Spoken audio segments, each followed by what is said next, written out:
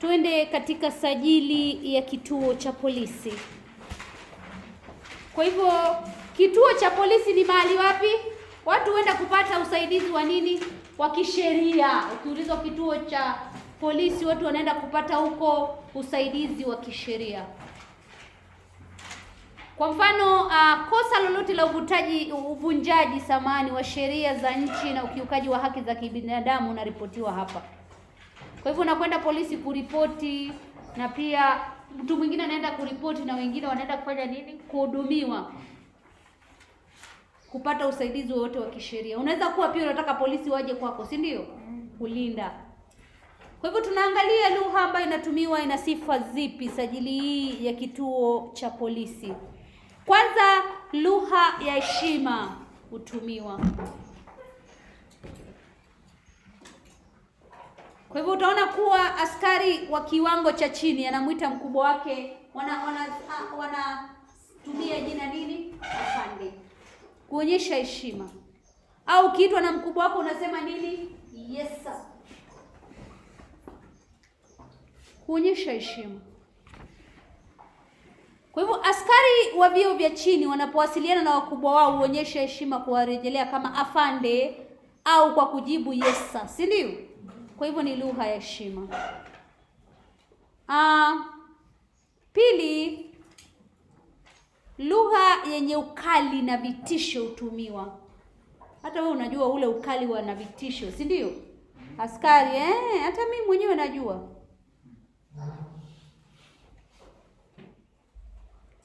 Na wanatumia lugha hii ya ukali na vitisho kwa sababu wanataka kujua au kudandisi yale ambayo mhalifu amefanya, si ndio?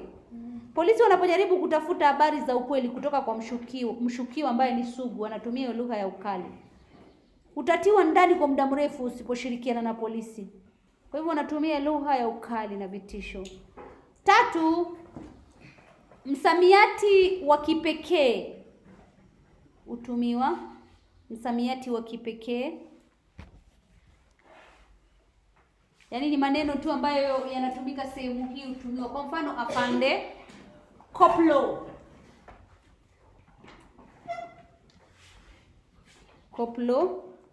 Pia kuna sheria, kutiwa ndani. Hii ni baadhi ya misamiati inayotumiwa sehemu hii peke yake.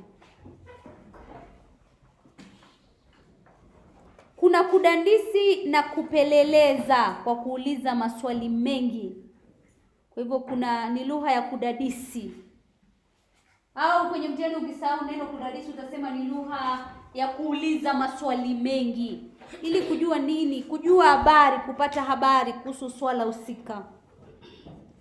Kwa hivyo unauliza, ajali ilifanyika lini? Wapi? Uhalifu umetokea wapi? Ulitokea saa ngapi?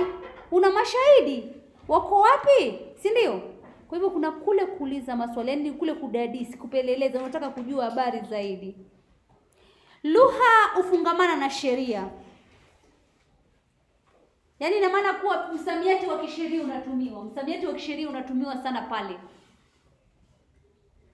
Kwa mfano, upelelezi, wakili, maabusu.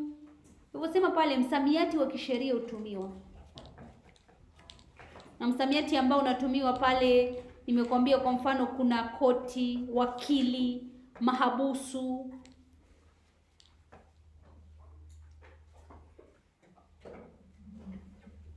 Misimu hutumika ili kudumisha siri.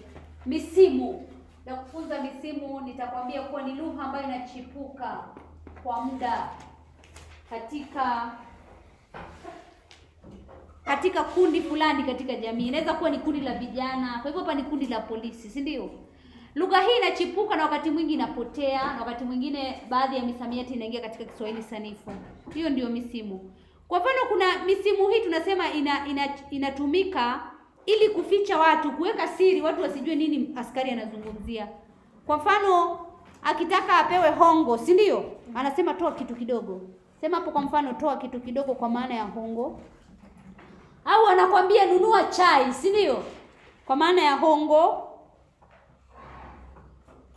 Au anakwambia nina mguu wa kuku, kwa maana ya kuwa na bastola.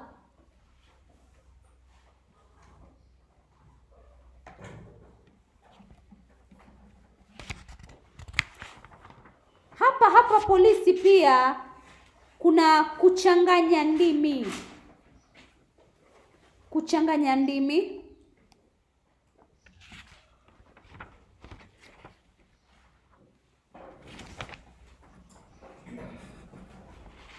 Kuchanganya ndimi ni pale ambapo katika sentensi moja unachanganya Kiswahili na Kiingereza. Sentensi moja unasema niletee juice.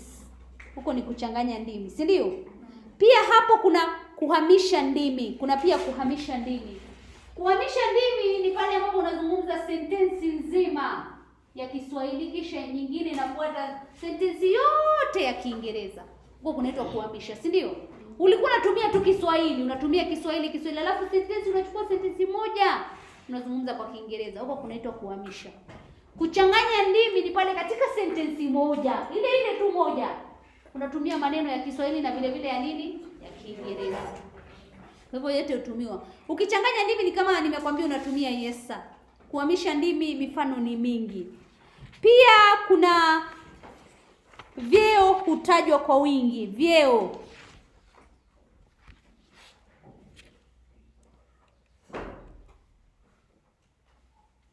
Endo kamwone sergeant, si ndio? Kamwone koplo, nimekuandikia koplo hapa. Ni vyeo, si ndio? Vyeo hutumiwa kwa wingi. Kanuni za kisarufi ukiukwa. Kanuni za kisarufi ukiukwa. Yaani watu watumii sentensi vile tunatumia sentensi ikiwa inafuatana vile inapaswa kufuatana katika kuleta maana.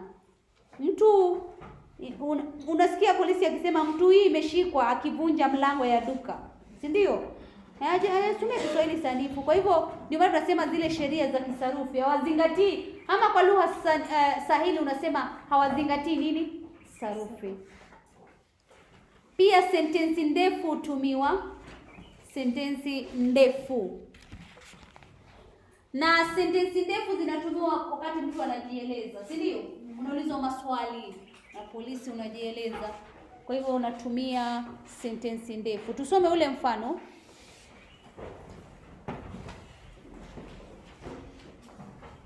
Nitakusomea, muda unayoyoma. Mama wa makamo hivi amefika katika kituo cha polisi. Mkononi amekamata barabara kijana anayejaribu bila mafanikio kujinasua. Polisi wa kwanza, kuna nini? Mama, habari askari. Polisi, njema. Polisi, karibuni. Wote isipokuwa mvulana aliyeshikwa wanajibu, asante afande.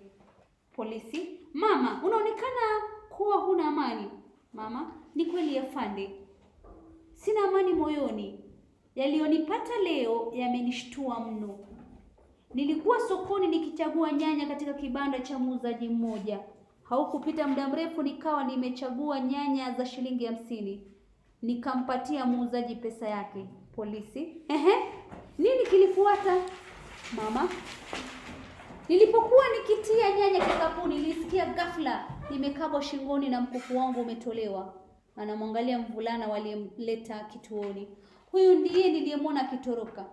Nilipiga mayowe na watu wakamkimbiza na kumshika mvulana huyu. Wengi walitaka kumpa kichapo, lakini nyanya mmoja aliwasihi wampeleke katika kituo cha polisi ili sheria ifuatwe. Walikubali ingawa shingo upande. Polisi anaonyesha kukubaliana na maelezo ya mama. Na washukuru sana kwa uamuzi mliochukua. Anamuita mvulana. Kijana, njoo hapa.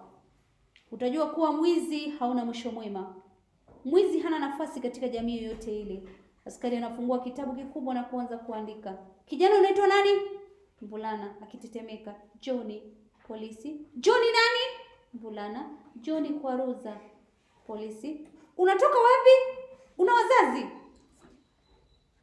Huyu anapaswa kuwa mvulana. Kwetu ni mabondeni. Nina baba tu ila sijui alienda wapi. Polisi, baba yako anaitwa nani? Mvulana, Kwaruza Mtembezi. Polisi, una miaka mingapi? Mvulana, 19. Polisi anamwangalia mwanamume aliyeshika mkufu. Huo ndio mkufu wa mama? Mwanamume, ndio afande. anampa askari mkufu. Polisi anaandika majina na namba za simu za mama na wanaume walioandamana nao polisi. Nawashukuru tena kwa kutojichukulia sheria mikononi mwenu. Idara ya polisi iko tayari kushirikiana na watu wote ili kudumisha usalama na amani nchini. Kijana atakaa hapa seli ili kesho afunguliwe mashtaka ya wizi kotini. Naomba kufika kotini namba 3 saa 2 asubuhi tayari kwa kesi dhidi ya mvulana huyu. Mtatoa ushahidi wenu mbele ya hakimu. Wote tutajitahidi kufika afande. Asante polisi. Kwaherini, tukutane kesho kotini. Si unaona? Kisa hicho ni kizuri. Kwa hivyo unapaswa kuripoti masuala ambayo ni yanahitaji huduma ya sheria. Kama hayo, unapaswa kuchukua hatua mikononi mwako, si ndio?